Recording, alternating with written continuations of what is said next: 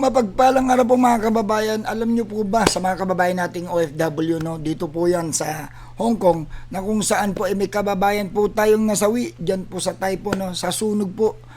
Kung nabalitaan niyo po to.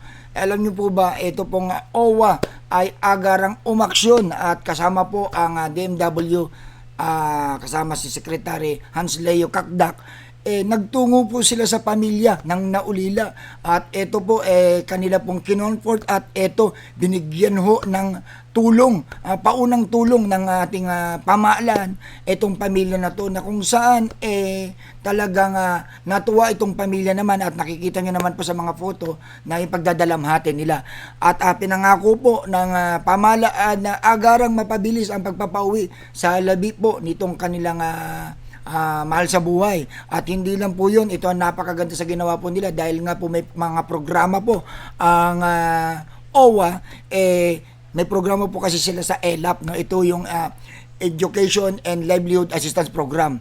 Ito po ay itutulong po dito sa bata dahil nakita po nila nag-aaral tong bata, maliit pa, kanila pong tutulungan. At ang nakakatuwa po dito mga kababayan, nung tinanong po itong bata about dito sa tulong na ibibigay sa bata, tinanong ho kung ano yung pangarap niya paglaki. Alam niyo po ba ang sinabi?